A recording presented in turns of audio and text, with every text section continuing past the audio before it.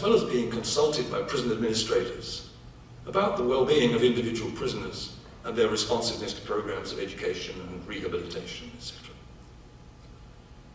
But in French prisons, the chaplains, most of whom work only part-time, are not well integrated into the administrative structures of their prisons. They do not have the same responsibilities as their counterparts in British prisons. So there you have three really quite sharp contrasts. Now, what do these contrasts between French and British prisons tell us about the ability of each prison system to respond to religious diversity, especially the rapid increase of Muslims in custody in both countries? I'll take the British model first.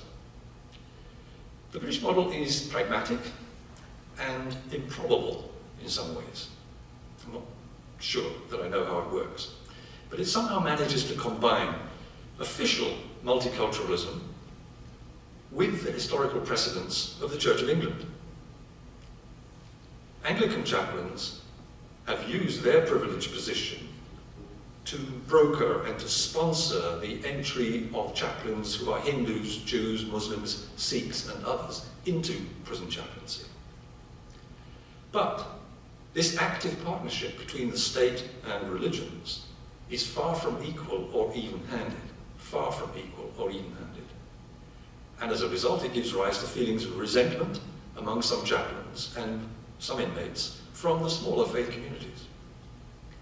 And it certainly also runs the risk of exaggerating the boundaries between the recognized faiths and reinforcing their perceived differences, the classic faults of multiculturalism. How about the French model? Well, this has the advantage of being relatively rational and even-handed. No single faith tradition enjoys significant advantages over the others, and none of the chaplains is in a position to exercise much influence over the regime in French prisons. So this allows prison administrators to appear neutral towards all religions. Fine. But the disadvantage is that many Muslim inmates and chaplains, for example, feel excluded and alienated. The principle of laïcité is often used to deny their requests for halal food, celebration of religious festivals, and the opportunities to meet for collective prayer. So the freedom of religion in French prisons is largely reduced to the right of individual inmates to be religious in the privacy of their own cell. It's a private right. But they do not have the right to exercise their religious freedom in the public areas of prisons, in collective activities. And finally, when it comes to the topic of whether prisons help to turn Muslim inmates into so-called violent extremists, and this is a very hot issue in Britain and France, when it comes to that question, the results are mixed. Again, we see that British multiculturalism makes it, paradoxically, relatively easy for extremists to exploit the numerous opportunities for religious activities in prisons. But, on the other hand, the presence of numerous well-trained, carefully selected Muslim chaplains also helps to keep any would-be extremists in check. But in France, by comparison, laïcité and the fear of communitarianism in France are supposed to reduce the opportunities for radicalization of Muslim inmates during collective religious activities. But the widespread feeling of alienation among Muslim inmates in France from a prison system that seems totally indifferent to their religious sensitivities only increases the risk that they might become extremists. And the lack of Muslim chaplains in French prisons who could monitor and possibly control would-be extremists makes things even worse. So, there are advantages and disadvantages in both countries, France and Britain. But the advantages and the disadvantages are different in each case. Well, what does this all amount to?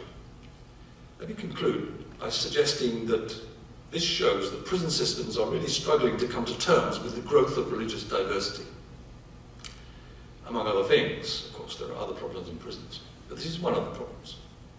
Crime and criminals have become globalized. Laws and chaplaincy arrangements that were designed to facilitate the religious practices of predominantly Christian or Jewish prisoners are now outdated in France and Britain. They need a major overhaul if they are to meet the demands of prisoners from a much wider range of faith traditions. And of course that growing proportion of prisoners with no religion at all. I've said nothing about them. Prisons are public institutions, so they are under pressure to make these adjustments with fairness and with respect for human rights. The question with which I want to leave you is whether they can do so without abandoning their historical patterns of relations between the state and religions. That's the established churches in England and secularism in France. Can they do it without abandoning their historical patterns of relations? That is the challenge with which I will leave you, and I look forward to the discussion with you. Thank you.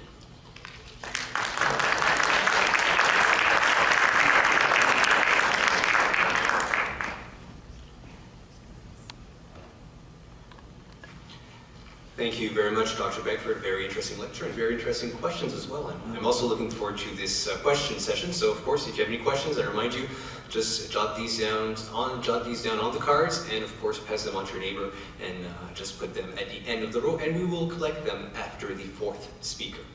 And now on to our second speaker in the meantime, Dr. Sheryl Reimer-Kirkham, who will explore the idea that even though religious groups are not as obviously engaged in healthcare services as they've been in various times throughout history, healthcare services are not without the expression of the sacred and the influence of religious groups. And here to elaborate on the subject is Dr. Sheryl Reimer-Kirkham.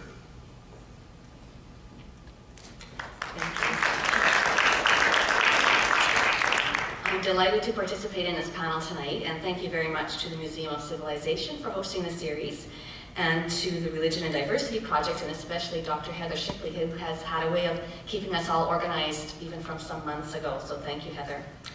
In my brief time tonight, I will comment based on this research on plurality in healthcare, and I want to look at some of the contextual influences, the current climate, and what this all means for moving beyond reluctant accommodation to responsible pluralism. When I was conducting my doctoral research at UBC about a decade ago, I asked healthcare providers, nurses, doctors, and social workers to talk about stories of providing care in situations of difference. Most often, while they used the language of cultural, ethnic, and linguistic difference, they were mostly talking about religiously based practices and how these were accommodated or not in healthcare. And yet the language of religion was carefully avoided. This avoidance has become the focus of my research in hospital and home health settings on the question of how religious and cultural plurality is negotiated. The research is using ethnographic methods, and we have at this point in-depth interviews and participant observation with about 150 healthcare administrators, healthcare providers, and patients. My scholarship aims at being ground up, inductive, descriptive, rather than interventionist or prescriptive, and likewise my comments tonight. By way of further caveat, as academics are apt to do, I am a nurse by background, and I think this will come through in my comments tonight. And also, my research taking place in British Columbia, there's a particularity to it, and so I think that will also be an interesting point for you to pay attention to tonight, are the locations from which we speak. But while there is this particularity, as I speak to healthcare providers from across the country, the message is remarkably the same. We're not all that sure what to do with religion in the context of healthcare. In fact, we either feel it's too messy or too political to address, or we're simply too busy with our technologies and fiscal pressures to be able to do much about religion in the context. And yet there is an obvious link between religion and healthcare. Illness may involve suffering, questioning, hope, often rooted in religious values, beliefs, and practices. Even outside the context of illness, per se, health itself may be sought through various spiritual practices. Thus, in a unique way, our healthcare institutions provide care in the midst of these existential spiritual dimensions. The relevance of religion has become increasingly obvious as our healthcare constituency becomes increasingly diverse in what is referred to as a post-secular era, particularly with migration bringing newcomers, often with strong religious affiliations, often to non-Western religions, and with emergent spiritualities taking many personalized forms, especially on the West Coast, known for its spiritual seekers. Religion has become the elephant on the table, as a home health manager in our research recently said. So what are these contextual influences that shape healthcare, and to the extent that we would name religion as this elephant on the table? This situation of ambivalence. I want to speak briefly to history, some of the policies, and competing healthcare agendas. The provision of healthcare services by the state, so healthcare as a public institution, is a relatively recent phenomenon in Canada. We're really just talking about the last 50 years or so, since the Hospital Services and Diagnostics Act in 1957, followed by the Medicare Act in 1966. That moved healthcare to become this relatively, in a comprehensive sense, from hospital, long-term care, home care, public health, into this system that had public administration and funding, so this public institution. Before this, hospitals, as you know, were most typically operated by religious organizations such as the Catholic Church or the Salvation Army, to name just two organizations. The 1980s and 90s saw in large part the transfer of the oversight of hospitals from these religious organizations to the state, and our services became, for the most part, secular. The question of the extent to which religion then is permitted into the delivery of healthcare services plays out against this particular historical backdrop. Other public policies are influencing us as well, particularly here I'm thinking about the multicultural and immigration policies. Along with the prison system we've just heard about, healthcare may well be the most intense, intimate laboratory of Canada's multicultural policies. When we are at our most vulnerable times in our lives, we are in these very diverse social relations in very close proximity, where we do not have any choice as to who's the person in the bed next to us or who our caregiver is. Then what the healthcare itself comes with agendas that really influence how we take up religion. The two drivers really of healthcare today are what we refer to as biomedicine and managerialism. Biomedicine is this emphasis on curing illnesses, treating symptoms with science, pharmaceuticals, technology, and evidence-based practice as drivers. And it serves as this general scientific override that makes it difficult for healthcare professionals to value tending to the sacred. A manager put it in these words: spiritual caregiving is a hard sell in a world that is in love with technology, pills, and procedures. Add to this the constant emphasis on efficiencies and constraints that characterize our healthcare system, and little room is left for accommodating religion. So if this is the context, how does the negotiation of religious plurality actually play out? So I want to speak very briefly to the general policy directions we're under, healthcare organizations, what happens at the health authority level, and then to the point of care. I think that's really where the interesting stuff happens. What does it look like for Canadians receiving healthcare? At the national level of policy direction, Accreditation Canada, which is the body that oversees accreditation for hospitals and healthcare organizations, does not have a specific accreditation criteria per se regarding religion, but this notion of religion is embedded in the requirements for ethics services.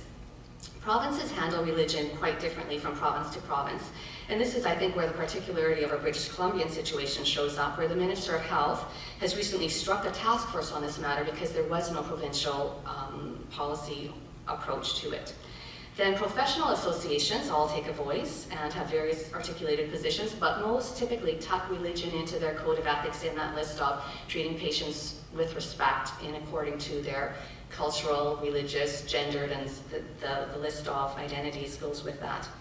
At the national level policy, there's a position statement June 2010 by the Canadian Nurses Association on nursing, spirituality, and health that communicates now that it's okay to think about religious accommodation. So that's an organization that has put out this statement. At the level of service delivery now, there are 6 health authorities in British Columbia, and there's further variation as to the integration of religion and provision of spiritual care services. As it happens, Fraser Health, the region in which our studies are located, in the late fall of 2009, disbanded most of the spiritual care department in that whole health authority. 1.6 million people served in that region. The decision was driven by fiscal constraints and the legitimate question about what role healthcare services should play in providing spiritual care. So this move has left this elephant on the table as to what to do about religion. In one city, where the largest Sikh population outside of India resides, there's 19% Sikh population in that city in the lower mainland of British Columbia, 2 examples stand out as heartening responses. When a large urgent care centre was in the works, the planners worked with the Sikh community to build a large family room to accommodate large numbers of visitors. The same hospital sees the transformation of a meeting room twice a year to become a gurdwara, to hold a Sikh service for hospitalized patients. Characteristic of the tradition of the Gurdwara, the service is followed by a lunch that welcomes